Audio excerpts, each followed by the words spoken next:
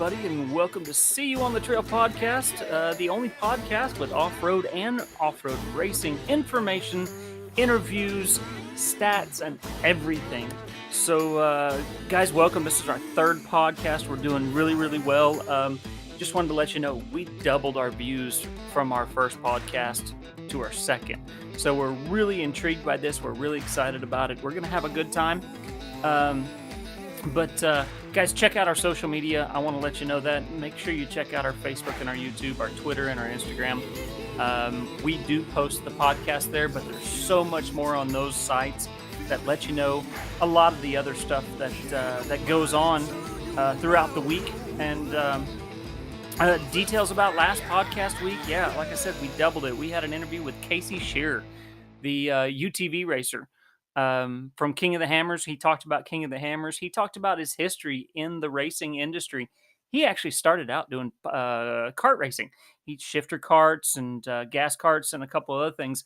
It's kind of unique. You ought to sit back and listen to it. He's out of Northern California. I met him about a year ago and just kind of clicked, man. He calls me the drunk cousin, which I'm not really sure where that comes from. Maybe you guys know. Maybe his cousin drinks Keystone, but who knows?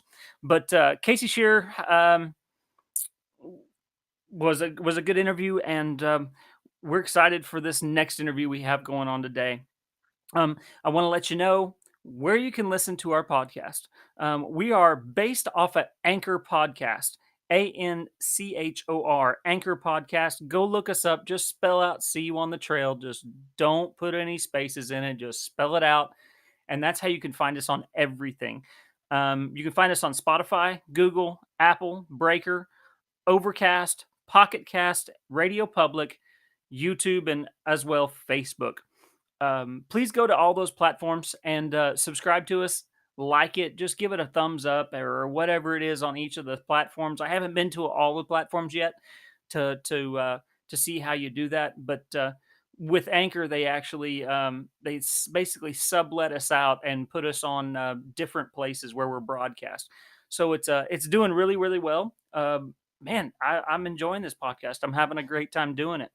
I know we said we were going to only do them every 2 weeks, but we seem to be getting a really good response. You guys are enjoying it, and I'm enjoying it too. So currently, as long as I can keep the interviews coming along, we're going to stick with once a week. Mondays at 2 p.m. I'll have a new podcast out with a new interview every single week. If we keep seeing a drive for it and a want for it, then we'll continue to do it. We might back off here and there whenever we get into the really hard race season. Maybe I might not be able to get a couple of them up here and there, but I'll do my damnedest to get it taken care of. Let's go ahead and let's talk about the Mint 400 qualifying. As we're recording this, I've only seen the qualifying. Tomorrow will be the actual Mint 400. Let me ask you this question: have you ever been to the Mint 400? That is one thing that is on my bucket list, and I have not made it to yet. I really want to go walk down Fremont Street and see all those race cars on either side and watch them drive down Las Vegas Boulevard down the strip. That would be so awesome. Have you guys seen it? What did you think about it? Tell us your experience with it. If you have YouTube videos or Facebook videos, link them to our page, man. We'd love to see them. But Bryce Menzies sucked in pole, man. He did a good job. It's good to see him back in action after his bad wreck a couple years ago. He did a bad number on his back and on his car also, and then he had another accident. I believe it wasn't as serious, but he did have another accident. It's good to see him back. And how about those videos of the wrecks? Holy crap. Potts was one of them. And then there was a couple of other ones. One guy did a whole front flip and then just kept going, man. And on my Facebook post, somebody said, Monster Jam ain't got nothing on this guy. I thought it was really, really cool that guy kept going. And I believe from what I've heard, everybody's safe. Everybody's fine. Nobody got hurt. It did look like one of those videos. It looked like somebody fell out, but no, that was just a piece of the vehicle. And then the spare tire fell off as well. Did you guys see the one where the axle completely fell off the car? I hate to laugh about this because I know it's a lot of money to replace this stuff and fix it, but those racers and drivers and owners, they all know what they're getting into in the first place. And so they know that there's a chance that they're going to wreck. And the only thing you can do after something like that is to make sure everybody is safe, everybody's okay. If they aren't, get them to the right medical people that need to take care of them, and then get them healed up to where they can come back and race again. And then afterwards, you guys can kind of laugh about it. Everybody can laugh about it, but know that everybody was safe. Um, we don't like to hear stories when people get hurt. Um, Cars can be replaced. So that's the way I think about it. I know I've hurt some feelings here and there whenever I laugh when somebody rolls, but it's just my nature, knowing that every once I find out everybody's okay, then everything's fine after that, and cars can be replaced. You can go back, you can have the history of saying you did that, and you got your car back and you rebuilt it. That's like the really is that's the best thing that I love is watching when somebody totals something and they bring it back in a short amount of time, and especially with Ultra 4, they do it with basically usually a bare bones budget because they weren't expecting to spend all that kind of money to get it back, but they're back at the next race. It's unbelievable. So, anyway, what do you guys think about those wrecks? If you didn't see them, go on my Facebook channel. I've shared them all. Fish Gistics, I believe, is what it is. They have a lot of the footage from that spot right there in the qualifying that kept bucking people up and screwing them up and making them roll. They have a lot of that footage, so go check it out. Fish Gistics is one of them. Um, and next week we'll talk about the Mint 400 finals because that happens tomorrow where I'm recording this. So we'll talk about that then. Maybe I can get some of the Mint 400 guys on. I did laugh. If you guys have not followed BJ Baldwin on Instagram and watched his stories, that's somebody that I do get a kick out of listening to and watching. A lot of the time, he's full of shit and he's really funny, and he has a sort of sense of humor that you don't get until you've watched him for a few weeks, and then you start to get it and you understand it. And then he's got a lot of family stuff on there, but he popped on the stories and said he got first, and that's why he was at the casino gambling. Da da da. The next one was we thought we got 12 or 13th, and then the the next one after that was the actual qualifying times, and he actually qualified 18th, which is still respectable. Don't get me wrong. I mean, he's just going to be eating dust for a little bit, and hopefully he can get out in front and not tear up the car. I know he's one of those checkers or wreckers guys. If you don't, if he doesn't, if he can't win, he wants to basically annihilate the car, and that's the mindset of a lot of the off road racers out there. It's not just to finish anymore; it's to win because they've been racing for so long. They've been fighting for that win for so long. They've got to have it. So anyway, next up, who we have on the show today? We've got a guy that I've known since I believe 2013. I met him back at S'more. He was releasing. He did like a secret build for the owner of S'more. It's called. If you've ever been to S'more, you've seen the vehicle. It's bright orange. It's got an awesome cage on it. It's stretched on I want to say 49s, 46s maybe. I think it's 46s. It's a great rock crawler. It's called Juggy. The first generation of Juggy after he bought it, I actually got to drive it for a day and take it wheeling out at S'more, and man, it was a good buggy then. But what he did to it, I mean, he did a complete and further overhaul on it, and he'll tell you about it in the interview. Um, but it was just it was awesome. His name is Chad McDonald from Green Country Off Road. They used to be based in Veneta, Oklahoma, but they most recently moved as of January 1st. They moved to Claremore, Oklahoma, and they've got some other plans in the works to have some storefronts. But now all they have right now is just a shop area that Rocky, his shop foreman, works at and does all the fabrication. Chad gets back in there as long as he can get away from the phone. That guy's back there fabbing up and doing the bending and the welding and the designing as well. I go there 3-4 times, sometimes a month. and hang out with them and see what they're building. I've seen some of their really cool builds out there, and we're gonna sit down and talk to him. So I'm gonna let you guys listen to that interview, and then I'll be back with you in about 20-30 minutes, man. Enjoy, and we'll see you in a bit. Guys, we're here with Chad McDonald, the owner of Green Country Off Road. Was located in Veneta, Oklahoma, now moved to Claremore. Chad, tell us what you got going on, man. We've got actually still a lot of stuff going on. Like I said, yes, that's true. We moved from Veneta here January 1 and got down here to Claremore and kind of got going there just about the second week in February. It took us about 6 weeks to get moving. But we've still got several things going on. And the bad part is we've downsized shops for right now. Went to a smaller facility. Oh, really? Yeah. Well, I do know. I've been to your shop many times, and man, you had that place packed to the gills with everything from farm equipment to off road race cars. So I'm surprised you were able to downsize that well. Well, we were able to, with this move right here, it got us away from the agriculture in a sense. So we don't have the farmers coming in. We can focus more on just the off-road side of stuff. So that's going to be a benefit to us, as far as time-wise goes. That's cool. Now, we met back in, I believe it was, I want to say 2013.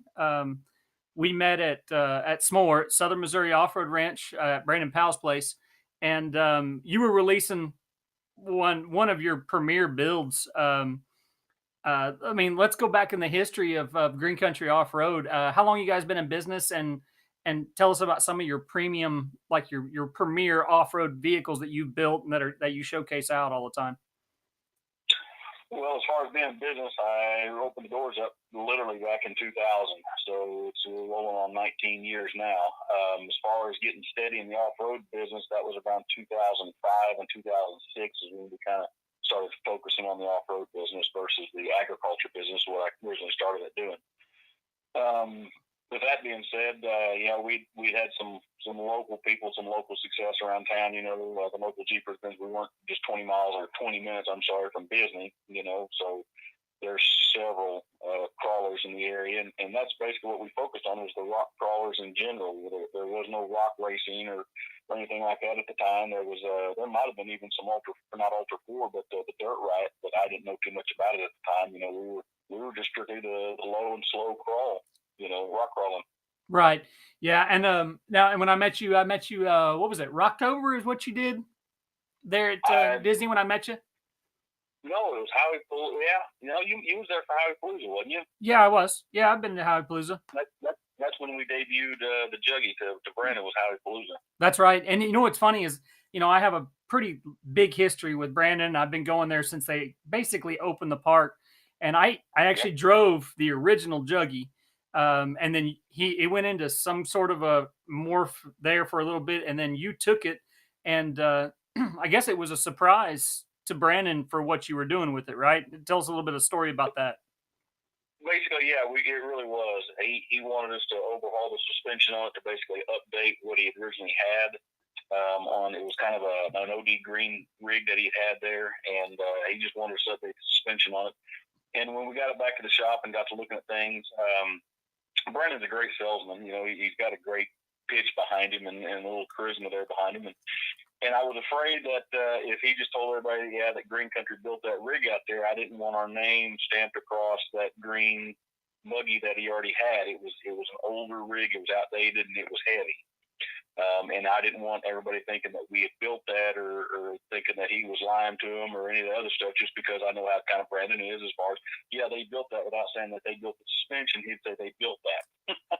So when we got a hold of it, we went to looking at it, that we better lighten it up a little bit. And we just took off on it. And we changed out everything from the frame. The only thing originally left of that, the original Juggy, if I remember correctly, is just the hood and the grill.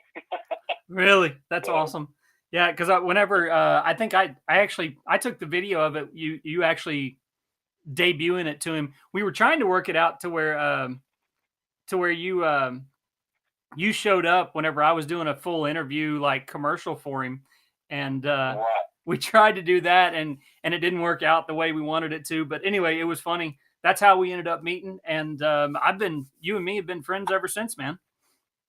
Yeah, yeah, we have. We've done a lot together. Been a lot of places together. Yeah, I mean, yeah, you've taken me to Big Meat Run a couple times, and then also brought me along to SEMA, which I think I remember most of that. First one or the second? But anyway, and then now you started getting into more.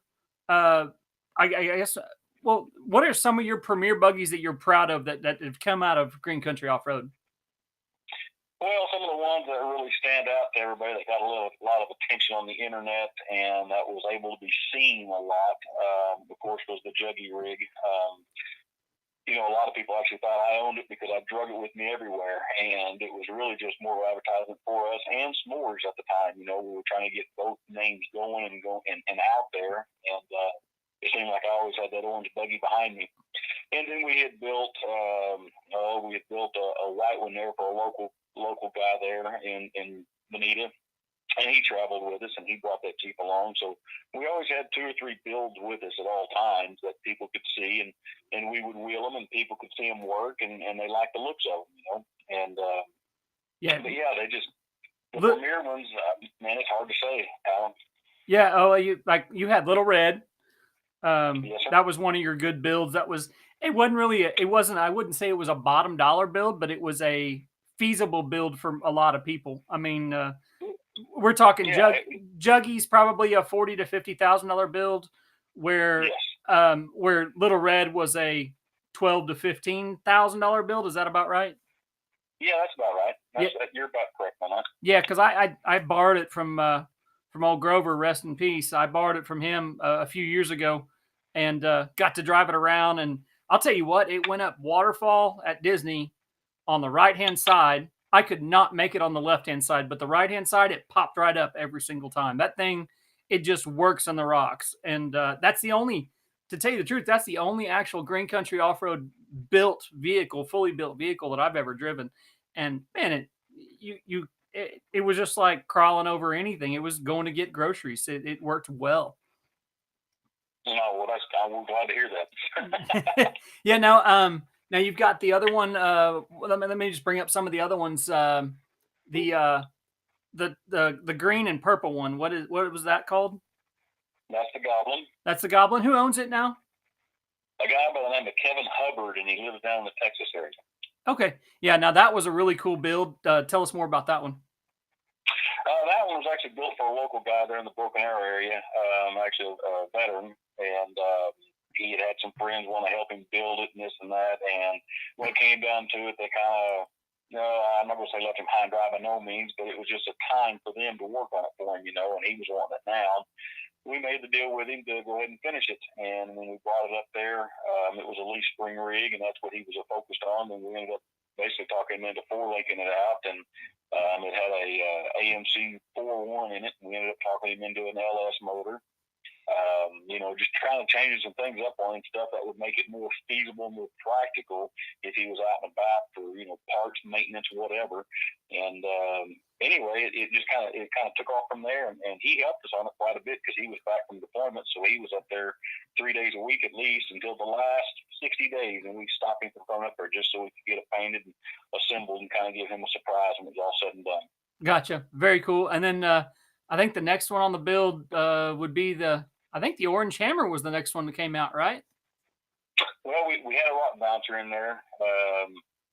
Between that, Livingston's rock bouncer there out of the Bonita area. That was, the full blown bouncer rig that I never really wanted to build a bouncer, but we got drawn into it, and we'd probably build another one if somebody, wanted us to.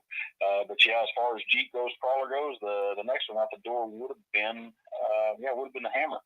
Yeah, now Jory owns the Hammer. I don't think that boy will ever let go of it. I'm surprised I even got. Well, I take that back. What I said before. That's not the only rig I've driven. I've driven the Orange Hammer, and I actually drove it out of the Louisville the Expo. I was breaking the law whenever I did it. Don't say anything incriminating. But tell us about the Orange Hammer, Jory's rig, and some of the details that you guys put into it. Well, basically, he'd give us a call. I didn't know him from anybody, of course, kind of like a lot of our customers that call us, and said a friend of ours referred him to us. Um, and so he gave us a call. He came down. He looked over some of our stuff, and he said, "Yeah." And he brought us a basket case. Basically, he brought us a frame and a tub, and then a motor over here, some axles over there. Just basically a basket case that he bought from somebody that started a project and then turned couldn't finish it. So he brought it to us, and we had it for almost, I'd say, 2 years on that particular deal, because he said that he's not in any hurry for it. He wasn't really sure what he was getting into and didn't know how deep he wanted to get into it. And what it really boiled down to on his was he was looking for a show quality rig in a sense. He likes to rock crawl, but he does not like to beat on his stuff real hard. He just likes to go out and be around people and just basically enjoy the scenery. Now he will crawl, but he just won't beat it up. You know what I mean? Yeah. So he just wanted something nice, and like I said, so it took a while getting that information out of him. And end result, he got him, I believe it's about an 80 model CJ7 with I believe it's an LS motor in it, and a 4L, I believe it's a 4L80 with an Atlas in it, 60 14-bolt setup on 42s, and some trailworthy fab beadlocks on it, and custom cage, custom dash, got everything custom on it. So Yeah, I knew one of your guys that used to work for you. He spent a lot of time on that dash, and it shows. He did a really good job on the dash. It has oh, all the gauges are popping out. I mean, it's really cool. The center console and the front dash, both were just amazing looking. You guys might have seen it on at the Unlimited Off Road Expo. I believe it's been there a couple years, maybe something like that. It's been there 1 or 2 years. yeah, the building was also in Texas. That's right. It was at the Texas Expo as well, and you'll see it in Disney a lot. He goes down to Disney and hangs out there, so you'll see it. Mm-hmm. It's big and orange. It's got a kicker system in it that, geez, the sound system in it alone is crazy. True story. But and you'll also see him he goes to Crystal Beach every year too, so you'll see it out there. Mm-hmm. At the Go Topless event. The next vehicle that came out, I believe, since I've known you, at least the next vehicle was the Defender, and I think I met you whenever you basically first got the Defender. I went up to your shop, checked everything out, and I was curious how this thing was going to turn out, and it turned out awesome. Tell us about the Defender rig. Well, the Defender, it was a gentleman out of Oklahoma here, Edmond area, contracted us to build him a truck, basically as I don't know what you want to call it, as a tribute to the soldiers is what it is. And long story short, he brought us I'm gonna say it's around a 38 model Chevy Dodge truck right in that era, because they all had that same cab on them.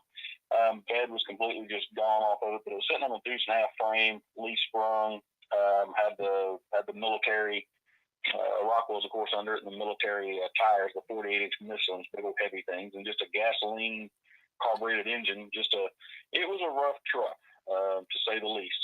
And he was looking for something to showcase. He wanted to put it in some expos and things of that nature and kind of show off his company with it. So we took off with that, and it was that one was also about a 24-month build, 18 to 24 months on that one also. But yeah, it turned out really great. We ended up 4-wheel disc brakes on all 4 corners of Rockwell's, of all things.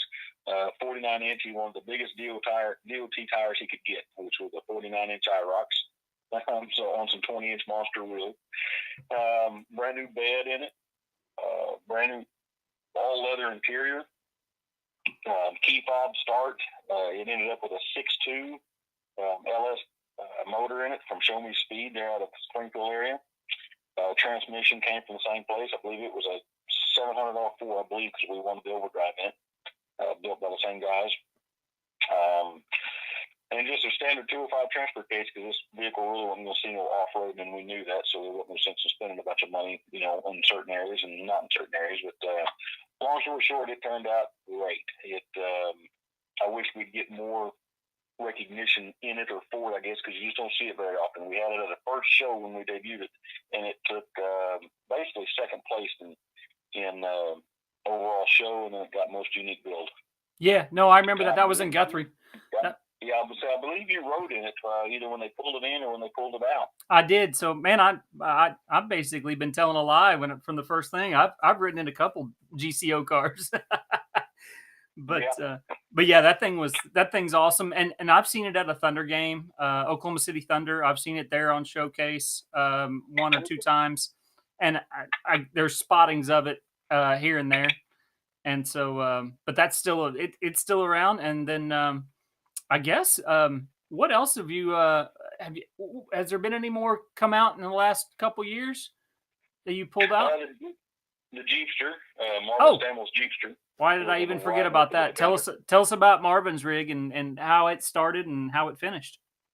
Marvin approached us at actually it was between the Unlimited shows in the Louisville area. It was between I think the second and third show or something to that area or that effect. Anyway, he approached us about building his Jeepster. He said he'd had some other shops work on it for a couple of years, and it went to 2 or 3 different shops in that time frame.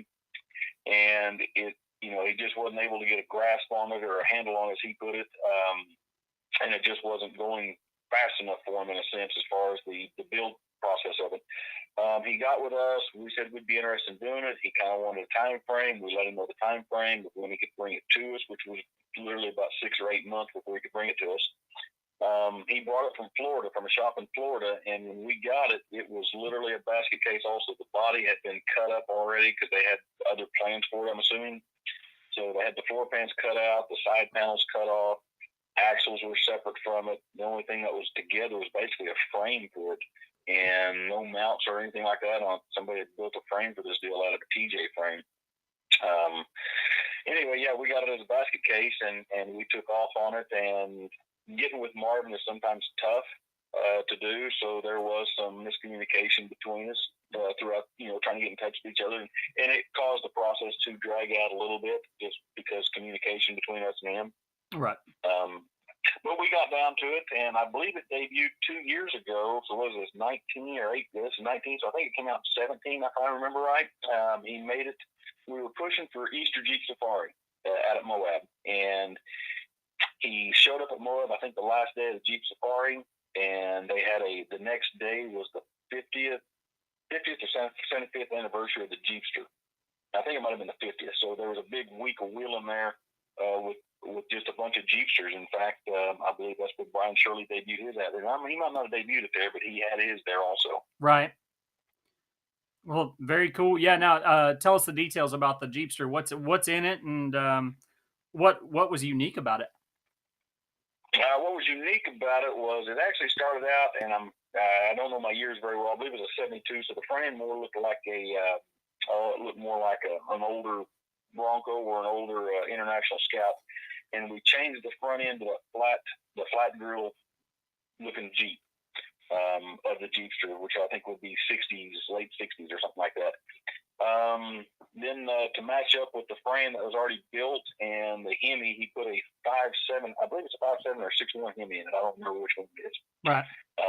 It does have a Hemi in it, and to make it all work right, because the motors are so much bigger than the 4 cylinders that came out in them, we actually had to extend the hood 5 inches. So we built the hood. Actually, we took 2 hoods, combined them, and made that hood on that thing 5 inches longer. And you really can't tell it until you pull it upside other Jeepsters and notice how short their hoods are.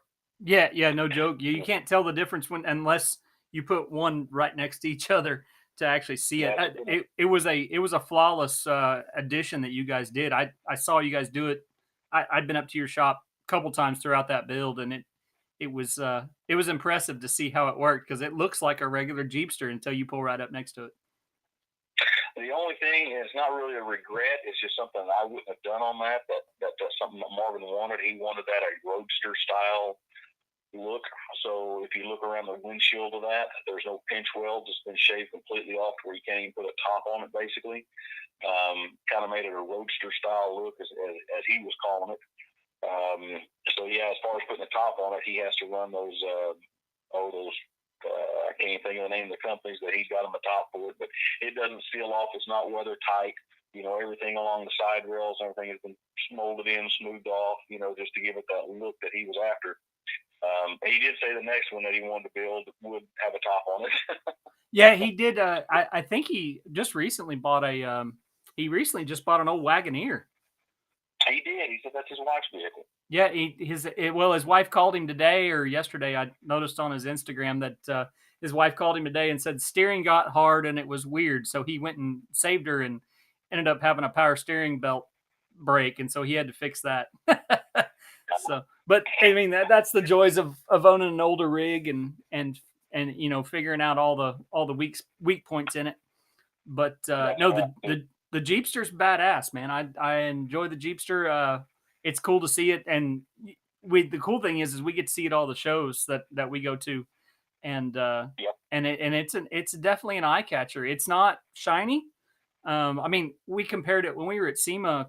What was it, a year or two ago? We were at SEMA and we saw the other Jeepster that what was it, Synergy put out. Synergies, yeah. Yeah, they Hmm. put it out, and it's a really pretty Jeep, but it's not functional, and it doesn't get used near as much as Marvin's does. So, Oh, yeah. I got to praise him for that. He takes that, uses it, films it being used, the whole 9 yards, washes it up, takes it to shows. The Cars and Coffee deal that he goes to, I think once a month. yep, He's constantly got it out there for us, and I can't thank him enough. yeah, no, Marvin's a crazy guy. He always goes out and showcases. He's so proud of that build. I think that's like kind of like his firstborn, even though he doesn't have a kid. Right, that's so, possible. what are some of the other builds that you're happy about that you like showcasing? I mean, we got Juggy, um, we've got the Jeepster, Jeepster McJeep face is basically you can find him on Instagram. It's real easy. Um, Oh yeah, you've got the Orange Hammer, the Defender, and then the some. Defender. What are some of the older builds? In fact, what's really funny is there's a white YJ out there that I think is it's Jory's as well now, right? It is correct. That's another really cool build. You'll see it out there. It's just a white buggy with I believe a 2-inch cage, correct? It does have a different cage. It was originally built for a guy there in the Bonita area, and it was called Instigator. And then Jory has since ended up with it. In fact, it's at our shop now, and we're converting it over to a CJ. He likes them round headlights, so we've got the hood and the grill off. And of course, this one was a pre-built buggy. And what Rocky is doing right now is actually adding 2.5 inches to the hood, so we can put the CJ grill and the CJ hood on it for him. Really? Speaking of extended hoods, but Wow. that's what he's doing at this moment, and we're trying to get it prepped and ready for BMR. If we can't get it in paint, at least we'll get it in primer for Jory. But we're changing the look of it a little bit. The Jeep's been around, golly, it's been around a long time, 7, 8, 9 years. When we brought it in, it was all out of square. Of course, it had bushes that was worn out in it, and it took us a day and a half just to square the thing up because all the link bars and everything from just people fooling with it. But it squared back up, and we figured out that we couldn't push the radiator back far enough because it'd get into the motor, and without having to move the motor and all that stuff, we just decided we'd add 2.5 inches to the hood. So we're cutting up a YJ hood and molding it with the original CJ hood and making it a CJ. Wow. Well, that's crazy, man. And now I've talked to you a bunch about triangulation and all that, how you do the four links. Your four links pretty unique. And there's a lot of rigs with them they just plain out work on the rocks, especially out at Disney, because that's probably well, it's a great testing facility, and also it's probably the most prominent rock crawling area in the Midwest. Right. What makes your four link better than everybody else's? I guess that'd be the best way to say it. Well, yeah, I don't know if it's so much better. Like I said, I don't know. There's probably better ones out there, to be quite honest with you. I don't know. There's a bunch of them I've seen, and some of them work, some of them don't work. Basically, where I got mine from is, of course, I've known John Sumner since I was, basically 10 years old in school with his kids here in the Claremore area. But me and John have sat and talked quite a bit about stuff, and the suspensions that they were building at the time when they just started getting into the cool spring suspensions versus leaf springs. Working with the geometry and figuring out the upper and lowers and the triangulation and things of that nature on them. And then I'd end up going to some AFCO suspension usually they'll put on 3 or 4 different classes a year, and I've been to, I don't know, half a dozen of them. But it's about suspension, and it all goes back to drag racing and hot rocks, which is basically the same suspension about putting power to the ground versus, trying to keep the wheel hop out and trying to get just try to get loss of power in the suspension moving. So the whole object there is to put all the power from the drive line going right down to the axle and right down to the tires, versus when you step on it, that the thing will raise up 3 or 4 inches, or squat down 3 or 4 inches, because every time it goes up or down, that's loss of power. So I basically took that information and sat down with John Sumner, of all people, and visited about their suspension, and basically just took a pencil and paper and went to drawing things out and measuring things. And the very first rig that we built, or that the shop built there after I came back from the suspension class and put that figures to the paper, was actually a Little Red. Really? And at the time, it had an inline six in it, out of a Jeep. The Jeep Cherokee is what it was. It had a 909 or 999 transmission in it with a 231 transfer case in it, sitting on a set of 60s. And we built it to that power and weight ratio that it had on it, and it would do anything down there at Disney that we asked it to do. And then once I got the V8 in it, things changed a little bit, because we left the suspension the way it was, and the horsepower difference between the V8, of course, the 6.0 and the inline six, is a lot different. It had just more wheel speed, so it'll just break the tires loose when you want it to. but it doesn't squat that much. No, and I took Little Red for the weekend. I mentioned this earlier.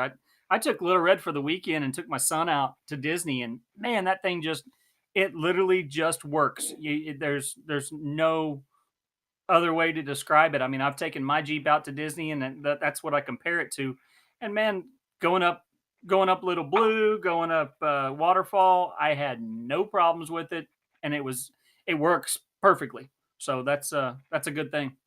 So Well, when it comes to suspension on things, there's a lot of things that come into play as far as the wheelbase. The center of the axle to the center of the axle, the tire size. The distance from the inside of the inside of the tread to the inside of the tread from the front to back axles. That distance there.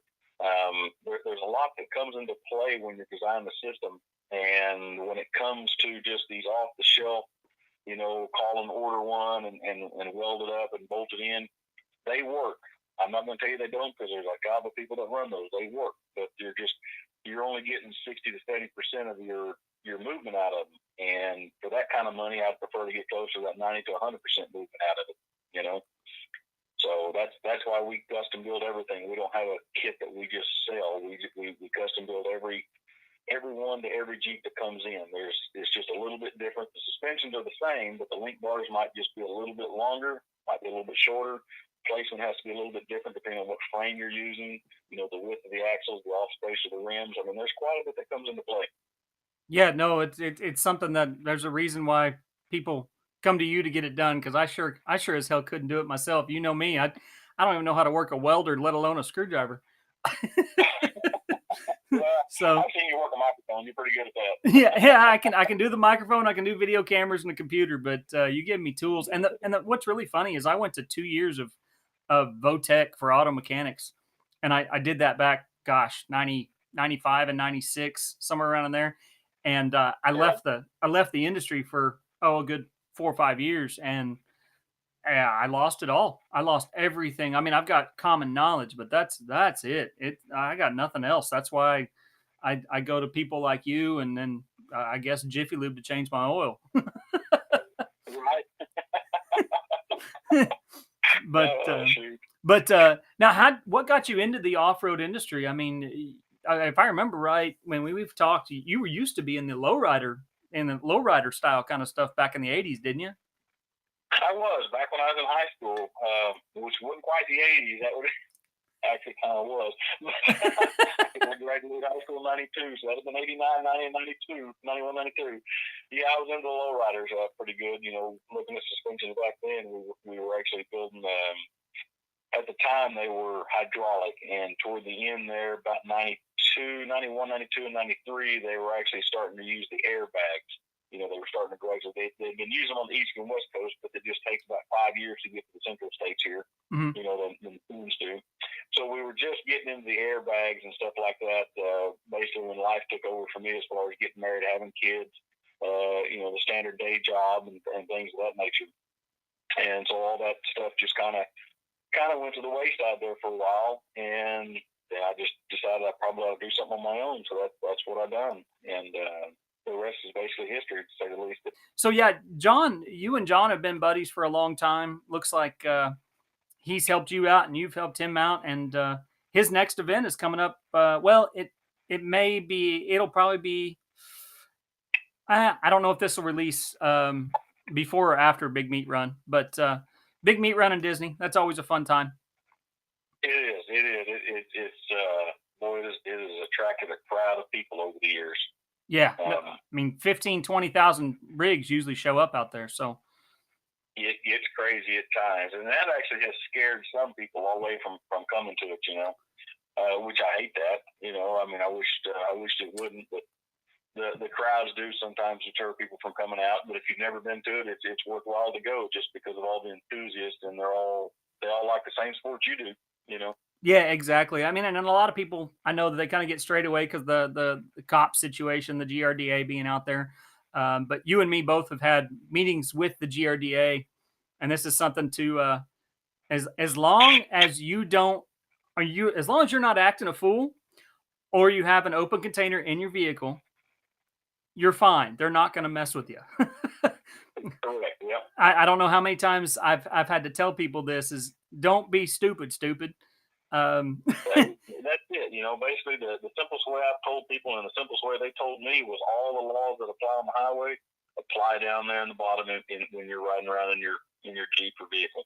right, exactly. And honestly, to tell you the truth, I mean, I've been sitting there drinking a beer, just chilling out, and as long as I take that beer and throw it in the trash or the bag that I have that keeps all my trash, as long as I don't have that in my vehicle while I'm holding onto the steering wheel, you're fine. And just don't be stupid, stupid. So that's basically the only thing there, and it's an awesome event, man. I always have fun there. I'm not sure if I'm going to make it this year. As my Jeep needs a new motor, I'm still working on that. This is something that we can talk about. My Jeep, you took it and you put 2-inch cage in it, and kind of catered it to what I needed it for video work, so I could get my boxes and stuff in and out of the backside. Um, and then you put seats in it. I have yet to test out the cage yet, which I'm kind of happy I haven't. But it's a good cage. But other than that, like I guess we'll just talk about next would be how does everybody get a hold of you at Green Country Off Road, and how can they find you on social media? Well, right now, like I said, I actually ended up for years now. The parent company of Green Country Off Road was a company called Green Country Truck and Equipment Incorporated. That was what I originally started out of, and I just put the Green Country Off Road underneath it. And as of, like I said, January 1, we completely separated from Green Country Truck and Equipment. It's its own company now. And I just got the paperwork literally last week for Green Country Off Road, making it its own business. I could not bring the 256 phone number with me from Bonita just because of the prefix down here to Claremore. They wouldn't allow it. So right now they're just running off my cell phone. And we've changed everything on the internet. We've put all of our addresses and phone numbers and stuff on the internet and to Claremore versus the Bonita. So right now, people just get a hold of us through Facebook. It seems to be the main hub for people getting a hold of us is literally through Facebook. They'll message, and we still get. Of course, we get customers, online customers that we will never probably meet. It'd be nice to meet them all, but from East Coast and West Coast buying product off our website. But yeah, other than that, it's really just word of mouth. But right now, we're still about 6-8 months behind on work right now. Well, man, I appreciate talking to you. I guess we're basically I'll see you. Actually, I'll probably see you in a couple days. I'm coming up to pick up my son up there, and that's kind of my halfway point. For those of you that don't know, halfway point is come hang out with them. So I may come up and hang out with you a little bit, and then hopefully I'll see you at BMR, or if not, maybe the Texas show coming up in April. Yeah, we're looking at trying to go to that. Probably won't show in it, but at least go down there for a day or two at least. So cool. Well, all right, man. Well, I appreciate it, Chad, and we'll talk to you later, buddy. Hey, you bet. Thank you, Alan. All right, bye. All right, back from that interview. Thank you, Mr. Chad McDonald from Green Country Off Road out of Claremore, Oklahoma. He's a good friend of mine. As you heard in the podcast, he's done numerous things for me, and we've worked together on a lot of events. We've been to Unlimited Off Road Expo a couple times together. He was part of the one of the first Racers Lounge that we did, and he's a great guy, and he does some really cool fabrication. He spends his time on it. He's not one of those just to put them in and spit them out quick as possible. He takes his time on each vehicle that he brings in. It's a passion of his. So make sure you check him out. Go to Green Country Off Road and talk to them. Sorry guys, I had the phone on. I'm gonna turn that off right now. But now, where are we going to be in the next couple months? Honestly, my main concentration right now is on the Unlimited Off Road Expo in Fort Worth, Texas, at Texas Motor Speedway. We're going to be in the infield there, and it's April 6th and 7th, and we are taking care of the Racers Lounge. Now, the Racers Lounge, we have four racers, which we're proud to say Donovan Blair. He did it last year. Donovan Blair, which is an Ultra 4 driver out of College Station, Texas. You have Jay Eakin out of Bixby, Oklahoma. He's racing a Jim's Garage buggy now. Been watching him for a long time. He started out just driving a TJ to the races, and then just got so in depth in Ultra 4, he just went out and bought a race car, and it's really neat to watch him. And he's actually got it all together, and he's going to do a little test and tune before we go, and then he'll be out there giving a couple rides here and there and doing demonstrations. We also have, as far as bouncers, we got BJ Allen, and also his son Colby will be coming out and doing demos with us, and burning up some tires on the WFO rig. And then also a guy from I believe Central Illinois is I met him, just he just randomly called me earlier last year, and knew that I did promotions and did stuff like that, and he kind of wanted to pick my brain. And his name is Matt Holt. He's owner of High Society Four Wheel Drive, High Society Off Road, I believe is the name of it. But look up Matt Holt. You can't miss him. He's very active on the social media platform. But all four of those guys are going to be coming out. We're sponsored by a Turo Tire. A Turo Tire is supplying us with 16 different tires, and they want us to put on a show. And the guys have all agreed to it, and we're going to put on a show for you. If you were at the Louisville, Kentucky show, Unlimited Off Road Expo last June, it's going to be very, very similar to that.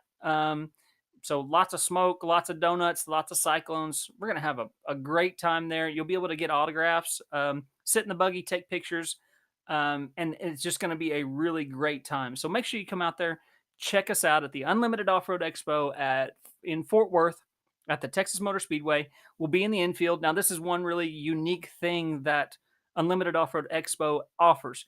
You can actually drive your buggy in and go through an obstacle course separate of what we're doing, but an obstacle course, and you can drive your buggy on it. And your Jeep, your Toyota, your Chevy, your Ford, your Dodge, you can take it on if you're brave enough. You have to sign a release, of course. They're not going to be responsible for anything that you break, but it is a unique situation, and most everybody enjoys getting off that they never thought that they could do that in their rig. So make sure you go check it out, April 6th and 7th. And you can go to Unlimited Off Road Expo on Facebook or any of that and find the website, and you can buy tickets right now, in fact. So next on our list is the Unlimited Off Road Expo in Nashville, Tennessee, and it's May 3rd and 4th. Um, it will be at the Nashville Fairgrounds. I'm not completely positive on where it's actually going to be. It's already settled and where it's going to be. I just don't know personally. So check it out. I do need some racers. If you are a seasoned racer, you want to come out, we give you a decent amount of booth space, a place to showcase your rig, sign autographs, sign pictures, take pictures, talk to the people that want to get into it. That's what the Racers Lounge is designed to do, is where you get to be one on one with that racer and get to know what they go through to be able to race. It's not all wine and roses with Ultra 4 and bouncer racing. We aren't NASCAR guys. We most all the guys have day jobs that actually fund the racing, and this is their hobby. This is what they love to do. So that's what the Off Road Racers Lounge is designed to do. So anyway, make sure if you guys if you are a seasoned racer and you want to do it and you want to showcase your area, and showcase your product, which your product is you. It's you and your car and your race ability, and basically you're kissing babies and running for mayor. And if you want to be there for us and come and do that, get in touch with me at seeyouonthetrail@gmail.com. No spaces, just spell it out. seeyouonthetrail@gmail.com, and come and be a part of the Racers Lounge. We'd love to have you. Um, and now the next one that I have coming up is June 15th, I believe it is. It's the Holly EFI Clash at the Crossbar. It's at Crossbar Ranch in Davis, Oklahoma. I'll be there as a spectator. I will not be there being a vendor or media. I do not believe. I may be media. I'm not completely sure. I'll basically just be there to see the race and see some of my West Coast and East Coast friends that I don't get to see very often because I live in the middle of the United States, and I only live about 40 minutes from there. So it's neat to see old friends that I've had at from KOH, and some of the I meet a lot of new people there as well. It's drawn a lot of attention. Not to mention it's right in the middle of the United States. It's not very. It's probably an hour from OKC and 2.5 from Dallas Fort Worth area. So it's a really cool place. It's a huge area. It used to be owned by the city of Davis, I believe, and then it got sublet, and now we have a promotional company that's really pushing hard to bring in Ultra Four. I heard rumor that they wanted nationals there at one point in time, which I would love to see. But anyway, I I digress. Thanks for watching, guys. I want to make sure that you like and share all our podcasts on all the platforms. All our platforms. Let me remind you what those are. We do podcast on Anchor, Spotify, Google, Apple, Breaker, Overcast, Pocket Cast, Radio Public, YouTube, and Facebook. And go watch them and give it a thumbs up.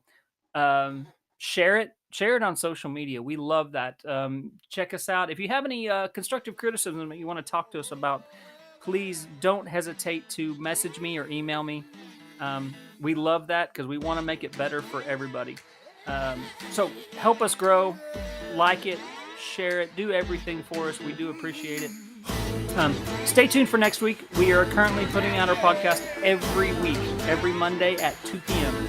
So make sure you subscribe to us and you'll get a notification. And on YouTube, I think you got to click that bell. And then on Facebook, you got to follow us or whatever it is, because it's different for every single social media platform. And it's getting pretty ridiculous on how they are, how they're monitoring that, how they're doing it. So we do appreciate you. Thank you very much. My name is Alan, and we will see you on the trail.